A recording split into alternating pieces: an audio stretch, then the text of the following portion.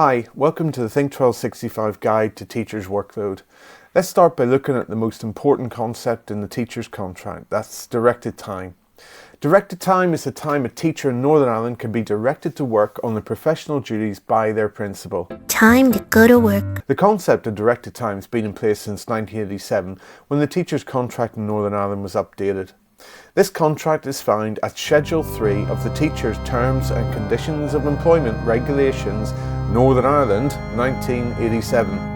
Thankfully, this is usually called the Jordanstown Agreement, and the contract lies at the heart of our teacher's workload. The amount of directed time a teacher can be asked to work is strictly limited by the Jordanstown Agreement. For a teacher who isn't on a VP or principal's contract, the maximum number of hours you can be directed to work is 1,265 hours per year. It's pro rata, so if you work 4 days a week on a 0.8 full-time equivalent contract, you'll have to work 1265 times 0.8 hours a year. VPs and principals contracts are found in Schedule 1 and 2 of the Jordanstown Agreement, but at present VPs and principals don't have a limit on their working hours. That's not fair. This is a situation that's unfair, untenable, and one of the main drivers of a lack of recruitment and retention to leadership positions. But the work that can be expected of any other contracted teacher is limited by the 1265 hours of directed time, and that breaks down to about 32.4 hours per week. Now, this isn't an arbitrary number.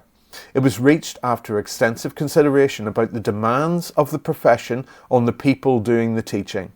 And that was in the simpler, pre-internet, pre-email, pre-whatever you call whatever is going on right now world of 1987. Teaching was a difficult job then, but it's a hell of a lot more difficult now. Yes. No one serious denies that teaching is a demanding job, one that is consistently demanding all year long. I couldn't think of a more horrible job if I wanted to.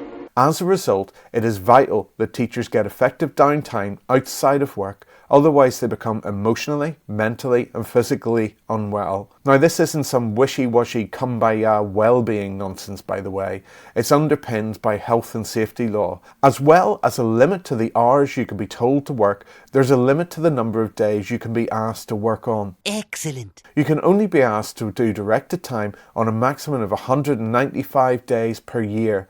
Again, it's pro rata. If you're instructed by your principal to carry out your professional duties on a particular day, I'm gonna need you to go ahead and come in tomorrow.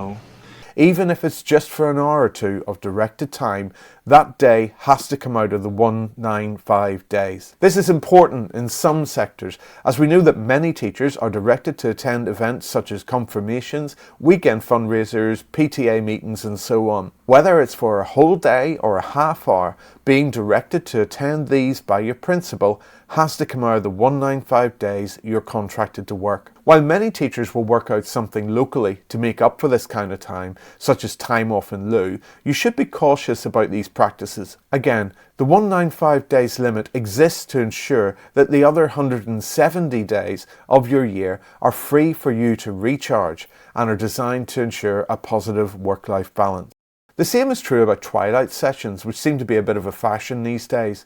Aside from equality considerations for staff with caring responsibilities, twilights are tricky because they seem to be used to make up the hours, so you might get a bit of extra free time later in the year. But the 1265 hours is a maximum, not a target, and putting longer working hours on teachers during the busy parts of the year as a trade-off for a few half days in the quieter parts of the year is a recipe for burnout.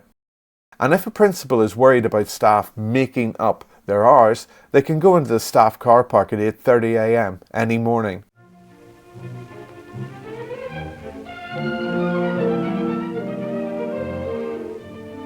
Before we go on though, let's address a misconception. Most teachers think directed time is teacher detention, but that's wrong. We reckon this misconception came in because while the idea of directed time was a new concept underlying the Jordanstown Agreement, the main new thing which changed for teachers was this business of staying after school once a week. So the phrase directed time likely became associated with that element of the new contract. The words we use are important for understanding how things work, so let's try to use the term directed time properly in future. Directed time is the hours you work to earn your salary. Registration, that's directed time. Teaching, directed time. Chasing wee Johnny out of the toilet block, that's directed time.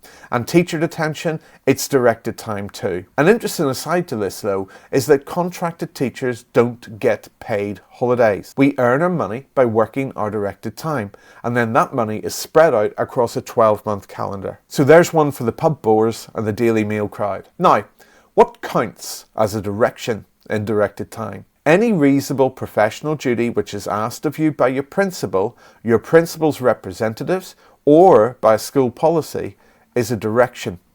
Or to put it another way, if not doing something means you'll end up standing tall before the man to explain yourself, whose side are you on, son? then it's probably a direction. Principals are busy people, and good ones will delegate much of the direction process to SLT and department heads.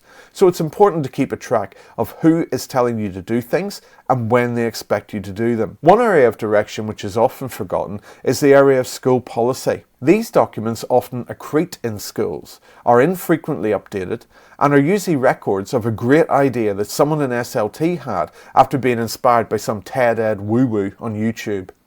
But they are documents which can end up being used against you in a disciplinary proceeding, as they outline procedures which you're meant to follow. Therefore, they are directions, and the tasks they place on teachers must come out of your 1265 hours of directed time. Briefly, there are things that teachers do which aren't included in directed time. Extracurricular activities are usually not part of directed time, as these are entirely voluntary. The same is true for trips. The other thing that doesn't count as directed time is if you prepare or mark lessons at home in your own time. This is covered in section 8.1b of the Jordanstown Agreement, which we call the zombie clause, and it has been misused in many schools from the get-go. While we'll look specifically at this clause in a future video, the bottom line is that your managers cannot tell you to do anything outside of your 1265 hours of directed time. Now, this doesn't stop some poor managers from chancing their arms low. In our February 2025 survey about the zombie clause and working outside directed time, a third of teachers knew of managers telling staff that they had to mark exams, write reports, or do admin, things like that, at home because it was in the Jordanstown Agreement. Well, it's not.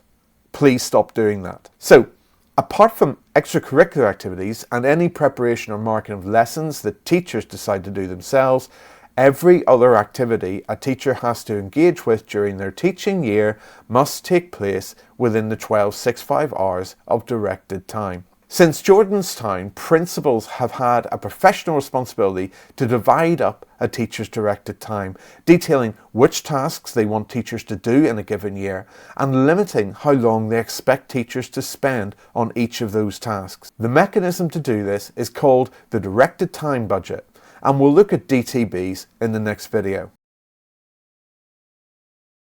Over the next month, we'll be pumping out these short videos to explain how teacher workload is meant to work in your school. Along the way, we'll tell you about the rights you have under your contract and workload agreements, along with the obligations on your managers to ensure your workload is reasonable, achievable, healthy and fair. All of this is based on the rights you have now, today, and not on any new agreements coming over the next 11 months as part of the recent pay deal. As with everything in the Think 1265 campaign, we're absolutely dependent on our followers to share our content with their colleagues. The more teachers understand how things should be working in their schools, the greater the chance of sorting this workload issue out once and for all. So please share these wee videos far and wide.